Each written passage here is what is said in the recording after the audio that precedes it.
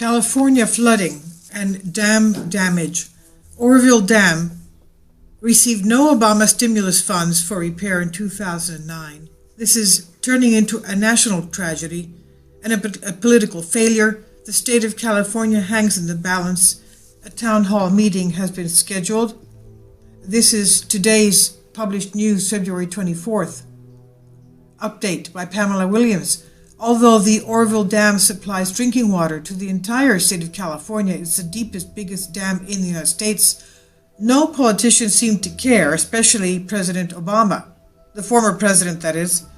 Almost 200,000 residents north of Sacramento were ordered to evacuate while authorities attempted to repair erosion of the dam's emergency spillway, which would release a catastrophic amount of floodwaters if it collapsed. We're talking catastrophic here. There's no public record of the dam, the tallest in the United States, receiving any of the federal money from the American Recovery and Reinvestment Act, which was intended for repairs to infrastructure around the nation. Other projects received money from the stimulus package were $2.2 million for sidewalks, $2.5 million for a 205-acre zero-net energy community on the campus of University of California, Davis. That is Obama for you. What is zero-net energy anyway? The California Department of Water Resources denied that it had failed to listen to warnings about the dam's safety. Quote, "We have a very rigorous schedule of inspections that is determined by state and federal regulators," end quote. That's what spokesman Eric C. said. No one wants to take any responsibility for the Oroville Dam emergency that's taking place now. No one. But now California Governor Jerry Brown asked for around $162 million for the cleanup, but costs for the repairs could hit $200 million. The people of California should be furious, and the liberals who looked the other way while Oroville was the ticking time bomb should be furious. However, before Donald Trump became President Trump, he warned Americans about their failing infrastructure. He kept on saying this in almost all of his campaign speeches concerning the necessity to rebuild America, from bridges and tunnels to dams, roads, everything. And on Twitter, Trump responded to an Amtrak crash, tweeting, "Amtrak crash near Philadelphia. Train derails. Many hurt, some badly. Our country has horrible infrastructure problems." So even then, Trump knew and foresaw what was coming. Now the political machine is doing everything it can to rid itself of President Trump. And the political machine and its liberals in this country. He is the one president who might really try to improve infrastructure in the United States if the liberals do not somehow remove him from office, which is what their goal is every single day that he's been inaugurated. This leads us to the actual problem that's causing the Oroville Dam emergency. The emergency spillway was called into action as the water level within the lake exceeded the inflow. The quantities of the Oroville water passing the crest were not considered to be that high, and the erosion of the main spillway seemed to have eased despite the vast quantities of water flowing through the damaged structure. But the erosion started to develop at the edge of the emergency spillway that caused damage. Of course, in this case, there is no mechanism to control the situation. The horror here is the potential for a catastrophic release that would exceed the capacity of the downstream channels. Everyone had to eventually confront the fact that erosion is at the head of the auxiliary spillway, threatens to undermine the concrete wear and allow large, uncontrolled releases of water from Lake Oroville. This would be catastrophic to the population below. But leave it to the self-centered politicians not to care until they have to pretend. That's when they are caught red-handed again, caring not for the very people who voted them into office.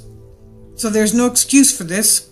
It's clear that the flow has exceeded the emergency spillway and has flowed over unprotected ground adjacent to it, which inevitably was vulnerable to erosion. The big question which must be asked is, how did the design allow that to occur? Next, the authorities almost doubled the flow down the main spillway from 55,000 to 100,000 cubic feet per second. That's twice as much, which will have accumulated more damage as the result. and the second to start the evacuation of 100,000 people downstream. The time to question this at a town hall meeting Thursday evening. The meeting will be at 5 to 6:30 p.m. at the Veterans of Foreign Wars Hall, 1901 Elgin Street in Oroville. Citizens will be able to speak about personal and business impacts they've experienced from the Oroville Dam emergency. How have the citizens been impacted? Well, we feel for them as the nightmare continues, even as the victims try to clean up. Thousands of people evacuated from a flood in San Jose, California, returned home Thursday amid warnings about hygiene and handling food that may have come into contact with flood water. You see, so the water is not safe. Mayor Sam Liccardo said, quote, "There is contamination in this water and the contamination runs the gamut," end quote.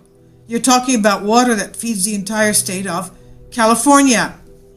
About 2/3 of the 14,000 residents evacuated 2 days ago were being allowed to return home, while 3,800 people remain under a mandatory evacuation order issued when a creek overflowed following the heavy rains and sent waist-high water into these neighborhoods.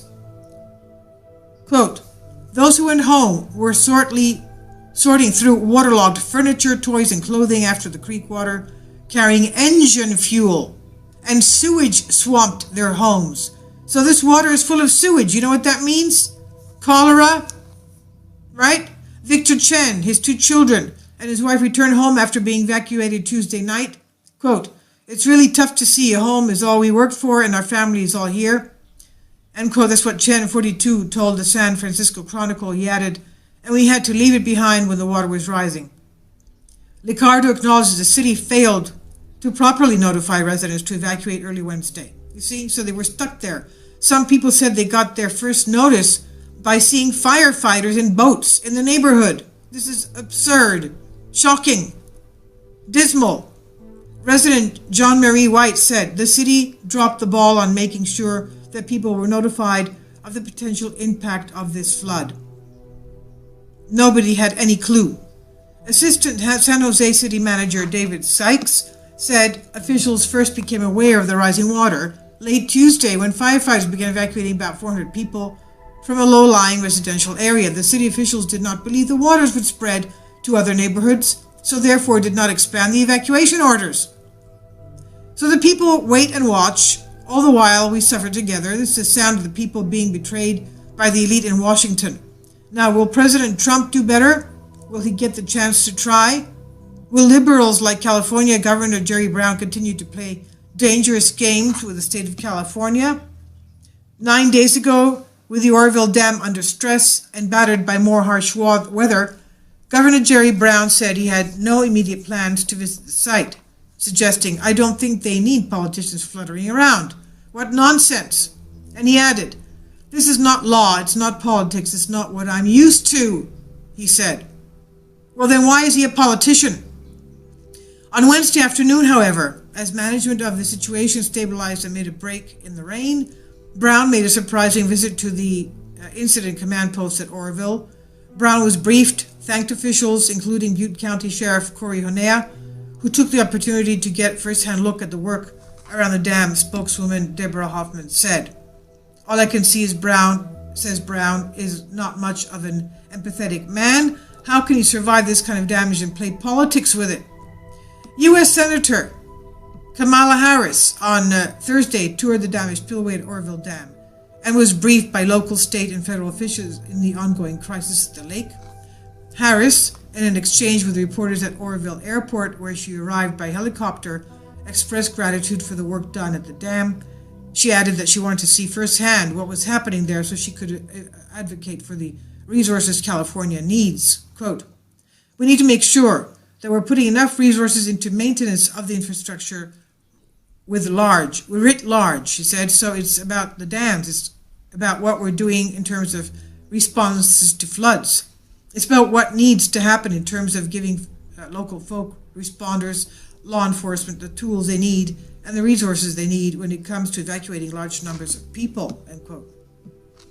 In addition to this, the senator said officials must take a critical look at the bureaucracy that might be part of this process and to do what we can to eliminate that bureaucracy. And she added that the emergency at the dam affects not only the region, but also the whole state of California and, of course, the country. She said, "This region produces the fruits and vegetables consumed by the entire country." This is about the economy of the region, about the state, and about the country. It's about protecting our environment. Now, what happens when this floodwater enters the farming areas where produce, fruits, and vegetables are produced? This water is contaminated with oil, crude oil, and also sewage waste. This should not go into the food, obviously. The Department of Water Resources continues to discharge 60,000 cubic feet of water per second from the Oroville Dam flood control spillway. Lake levels rose slightly to 853 feet, 48 feet below the maximum level of the reservoir. Inflows exceeded outflows during the current storm, but are forecasted to be below outflows in the next 24 hours, so that's good news. The rate of flow is consistent with the DWR's establishment plan objectives to continually manage lake levels, water flow, and support construction activities. Despite current inclement weather, the work continues on the area below the spillways, the monoliths, access roads, the various eroded areas created by emergency spillway runoff. Rock, aggregate, and cement slurry continue to be placed into areas affected by the erosion, and this will continue 24 hours a day. DWR continues to aggressively monitor the status of the dam, spillway, the Hyatt power plant, related structures, and progress of repair activities. This is by Godlike Productions, and it's on investment blog watch. I'll leave links below for you for this. You can watch the embedded video.